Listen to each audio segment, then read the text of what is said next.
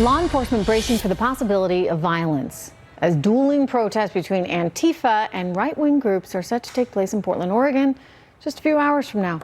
Conservative journalist Andy Ngo is unfortunately quite familiar with just how violent Antifa can get. Earlier this summer, he was brutally attacked by the far-left group during a rally in Portland. He's here tonight with a warning. Joining me right now, Andy Ngo. Welcome, sir. Thanks for having me on. I'm sorry for everything you went through. I'm sorry for anybody who's subjected to that kind of brutality by mobs like that don't believe in diversity of opinion.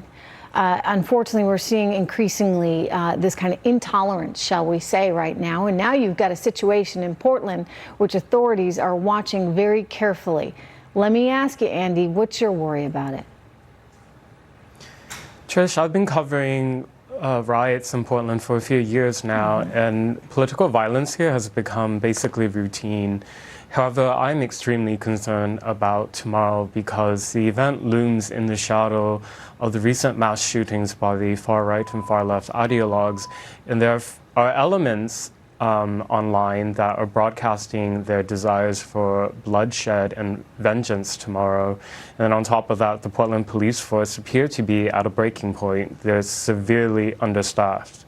I know you've been covering a lot of these protests in Portland. Are you going to cover tomorrow's, or are you going to tomorrow's? I mean, you are, after all, someone who suffered at the hands of violent extremists yourself.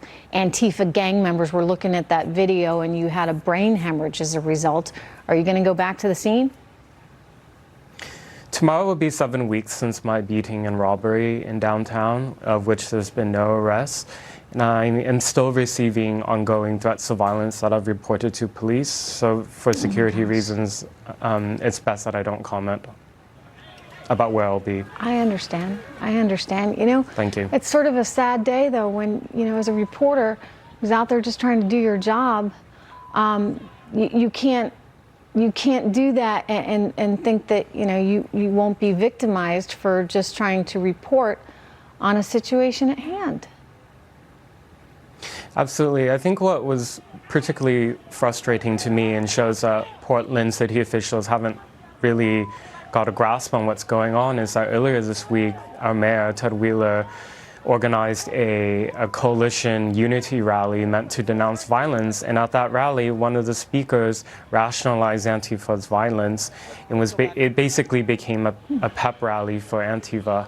So until city officials recognize that the far left can become militant and extreme, we're not going to really be seeing any changes. That's what's upsetting. You know, the left keeps saying, right? Oh, it's the right. It's the right. The violence is on the right. I mean, I look at it and I say, anytime you got extremists of any sort, when someone's that extreme and prone to violence, I mean, I don't care if they're left or right.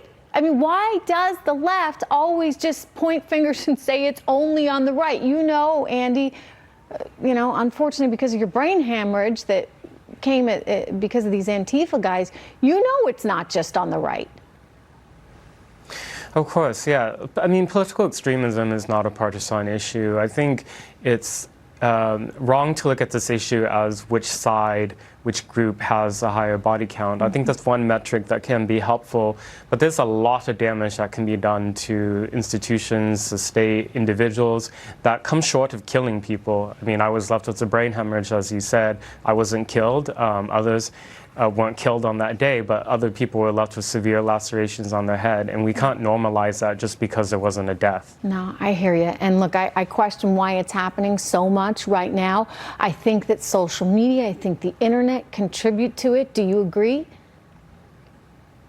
Well, the thing is, big tech has been really good at clamping down on far-right extremism. They've banned groups left and right. But when it comes to Antifa and their organizing on Twitter, on Facebook, they have free reign to do that. And actually, Rose City Antifa, the Portland cell or chapter that claimed responsibility for my attack, are still up and promoting their plans for physical confrontations tomorrow. Andy, listen, good luck tomorrow.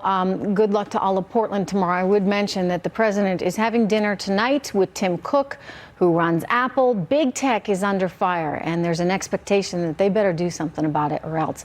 Andy, thanks. Okay, coming up next.